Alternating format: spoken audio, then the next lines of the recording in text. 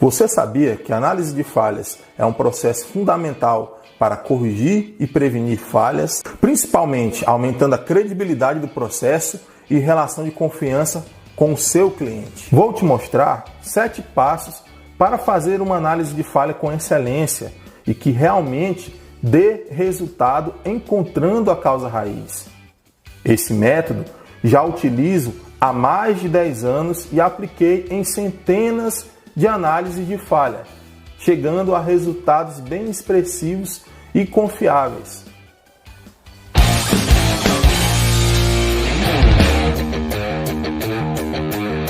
Profissional da manutenção, aqui quem fala é Leonardo Filho e minha principal missão e também a missão desse canal é aprimorar conhecimento técnico de alto nível para promover o seu crescimento e também o da comunidade técnica de manutenção.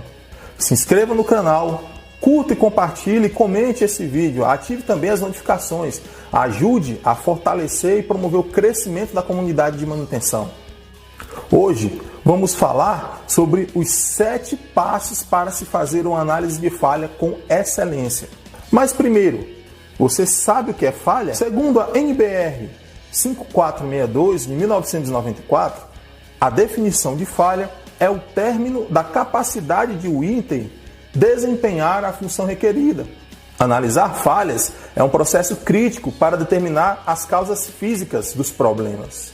Como, por exemplo, a importância da investigação de falhas foi demonstrada pelos pioneiros do voo autopropelido, os irmãos Wright.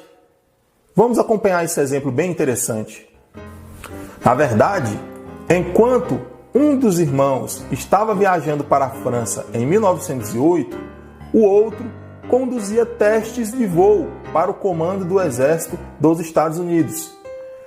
E foi quando a primeira aeronave construída por eles caiu, o Flyer 1. Seu passageiro sofreu lesões fatais.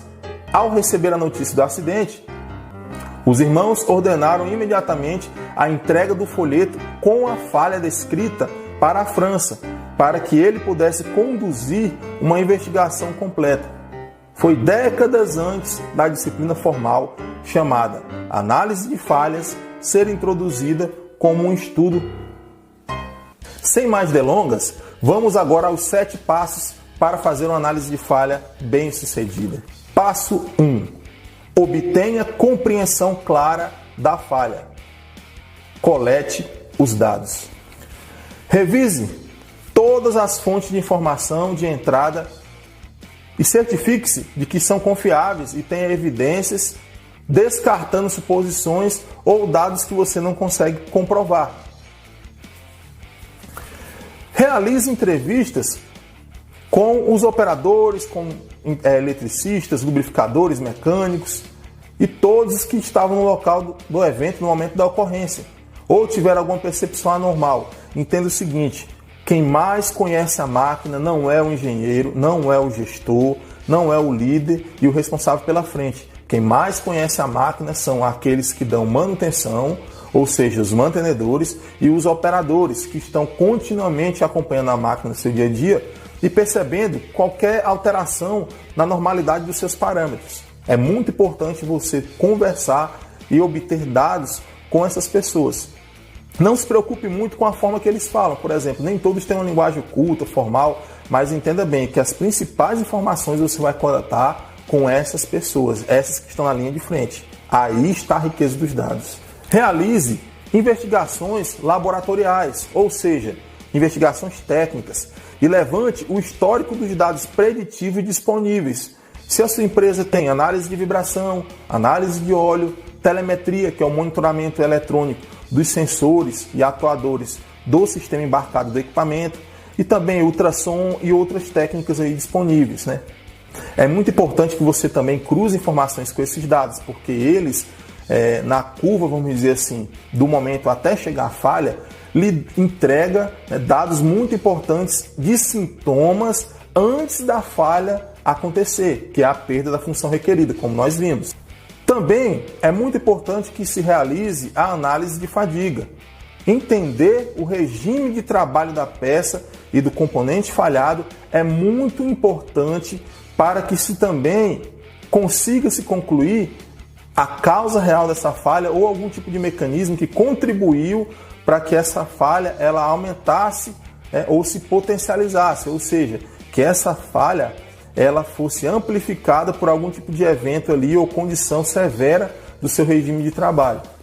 Passo 2. Identifique objetiva e claramente todas as possíveis causas, os seus modos de falha. Realize a análise mecânica da fratura. Algo muito importante que deve ser feito é a preservação das superfícies. Realize a coleta das evidências, inspecione visualmente e faça ampliações.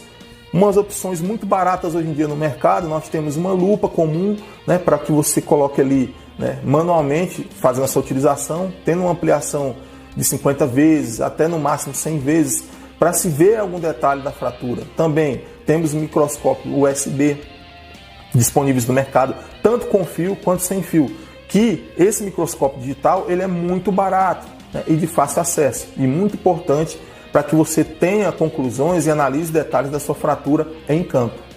Importante nesse passo, monitorar todos os indicadores que antecedem as falhas, qualquer tipo de sinal, anomalia, pequena trinca, mudança de temperatura, mudança de coloração, mudança nos aspectos físicos dos componentes, algum tipo de forma de sinalizar isso. É bem interessante se concentrar nesses sintomas. E também é muito importante que você tenha embasamento em literaturas, literatura de referência, para que você possa ter uma boa biblioteca de consulta e fazer comparações. Se a análise estiver correta, o mecanismo de falha ele será consistente com uma ou mais dessas causas que você levantou. Passo 3. Avalie objetivamente a probabilidade de cada causa raiz, ou seja, o mecanismo dos danos. Neste passo, é muito importante realizar um método do questionamento, ou seja, faça tantas vezes a pergunta por quê para tentar descobrir a causa desses problemas até que você não encontre mais saída, ou seja, que você não tenha como mais pensar em outra possibilidade que possa ter provocado esse dano. Chegando nesse nível, você com certeza terá descoberto a principal causa para que esse evento ele ocorra. Passo 4.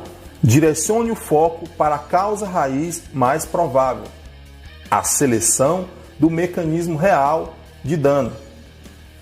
Utilize ferramentas para aprofundar a análise em subsistemas ou processos.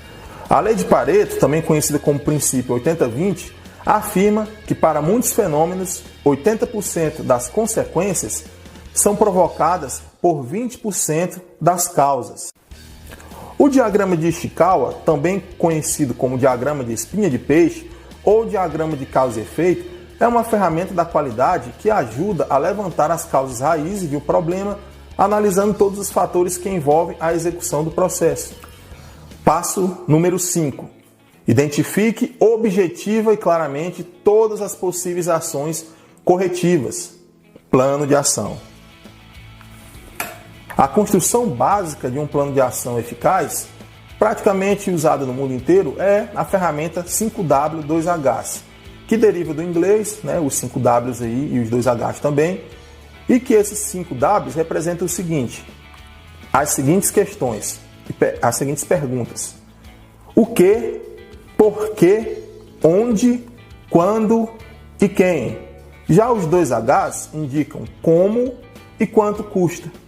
Lembre sempre da máxima, como diz o ditado, cachorro de 2 donos morre de fome. Então, não existe ação definida para mais de uma pessoa ou processo. Defina cada linha de ação para cada pessoa responsável ou processo responsável. Não esqueça disso, é uma dica de ouro, porque se você não fizer isso, com certeza essas ações não serão executadas ou serão executadas de qualquer maneira. Passo número 6. Comunique as partes interessadas. Divulgação. Nesse passo, é muito importante se fazer uma reunião e agrupar as partes interessadas em relação à falha, ou seja, o público operacional, a engenharia, os gestores responsáveis, entre outros. Passo 7. Avalie e implemente as ações. corretivas, preventivas e preditivas. Mesmo executando as ações, as falhas elas se repetem. Isso é um sintoma muito complicado, né? E algo que deve ser observado, porque das duas uma, ou a análise de falha ela foi mal conduzida, não se encontrando a causa raiz de forma correta, ou ela foi executada de forma incorreta, né? Foi executada de qualquer maneira, né? Não prezando pela qualidade e que ocorreu a repetição da falha, infelizmente. É importante entender que existe um custo associado à prevenção de falhas, mas também existe um custo muito caro associado à aceitação das falhas. Chegamos ao fim. Vou deixar aqui na descrição do vídeo um link para que você consiga baixar um relatório padrão, né, um formulário padrão para realizar as suas análises de falha. Já é o início, já é uma forma de você ter um procedimento, né, um formulário bem interessante, bem estruturado, para que você conduza tanto o levantamento de informações quanto a evidência das suas análises. Espero ter contribuído com informações úteis. Muito obrigado pela atenção e não esqueça, a análise correta é a análise confiável.